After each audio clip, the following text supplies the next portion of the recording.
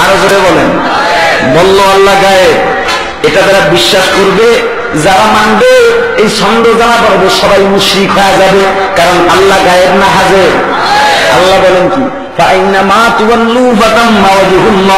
যেদিকে তাকাইবা, ঘাড় ফিরাইবা, আমি আল্লাহ আছি, আমি আল্লাহকে দেখবা। চর্মচক্ষু দিয়া যদি সম্ভব নাও হয়, বিশ্বাস করে করতে হবে আমি আল্লাহ সব দিকে আছি। আনা মাআকুম আইনা মা কুনতুম, তুমি যেখানে যাও আমি আল্লাহ তোমার সঙ্গেই আছি। নাহনু আকরাবু ইলাইহি মিন হাবলিল ওয়ারিদ। সুলাইমান আলাইহিস সালামের মুজিজার কথা জানতে পারলাম যে তিনি পাখির ভাষা বুঝতেন, তিনি পিপিলিকার ভাষা, কীট পতঙ্গের ভাষা বুঝতেন। এই হাদিস থেকে কি বোঝা যায় না যে আল্লাহ পাক উপরে আছেন? হ্যাঁ, আল্লাহ যদি সর্বত্র বিরাজমান, তো পিপিলিকা উপর দিকে এরকম পা উঠিয়ে দিবে কেন? তার মানে পিপিলিকা বুঝছে আল্লাহ উপরে আছে। পিপিলিকা বুঝতে পারলো যে আল্লাহ উপরে আছে, আর বিদাতি বুঝতে পারলো না।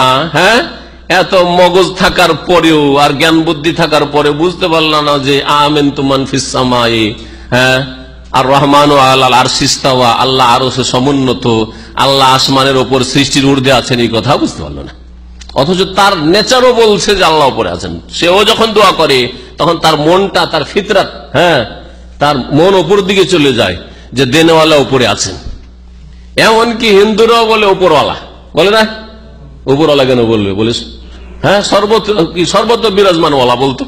হ্যাঁ, এরকম কোন ভাষা তার আবিষ্কার করতো, উপরওয়ালা কেন বলবে ভাই?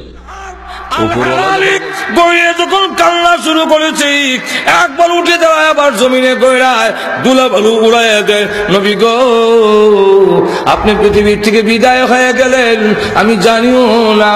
ওগো নবীজি, আমার জন্য, আমার মতো গুনাহগারের জন্য আল্লাহর কাছে কে বলবে? আমি এসেছিলাম একটি বিষয়ে আপনাকে দিয়ে আল্লাহর দরবারে সুপারিশ করাবো।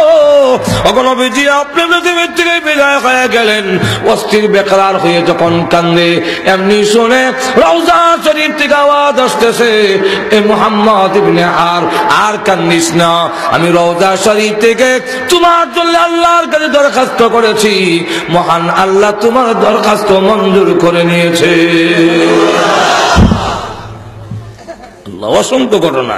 আবু বকর সিদ্দিক রাদিয়াল্লাহু আনহু লাশ যখন নাকি রোজার পাশে নিয়ে রেখে বলল, আসসালাতু ওয়াসসালামু আলাইহি। নবী সাল্লাল্লাহু আলাইহি ওয়াসাল্লাম ইন্তেকালের পরে কোন একজন সাহাবীর প্রমাণ করে দেন যে নবী সাল্লাল্লাহু আলাইহি ওয়াসাল্লাম কবর কাছে আসতো, আর আসার পরে বলতো, ইয়া রাসূলুল্লাহ, আমাদের জন্য একটু দোয়া করে দেন। এরকম করতো? এরকম দূর থেকে করতো না, কাছে থেকে করতো না। দূর থেকে এই কথা বলতো না যে হে আল্লাহ, তোমার নবীর ওসিলা আমাদেরকে বৃষ্টি দাও, এই কাজ করতেন না।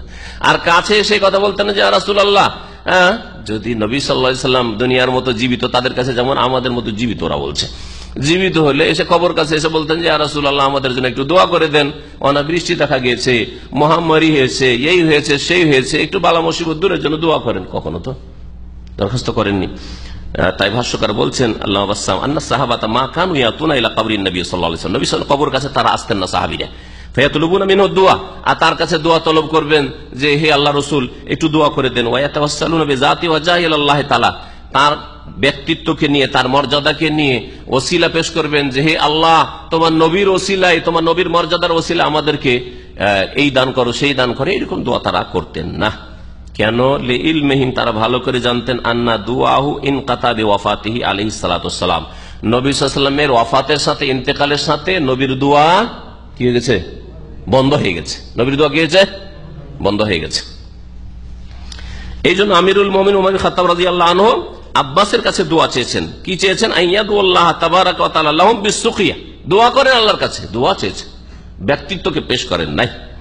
ওয়াহুম ইউআমিনুনা আলা দুআইহি, আর সাহাবায়ে কেরামরা, ওমর আর অন্যান্যরা আমিন বলেছেন। ফাহাযা আমরু জায়েজুল মাশরু। আব্বাস রাদিয়াল্লাহু তাআলা যে দোয়াটি করেছেন শুনেন, তিনি দোয়া করেন, আল্লাহুম্মা ইন্নাহু লাম ইয়ানজিল বালাউন ইল্লা বিযামবিন, হে আল্লাহ, যে কোনো বালা মুসিবত আসে গুনাহর কারণে আসে, ওয়া লাম ইউকশাফ ইল্লা বিতওবা, তওবা করলে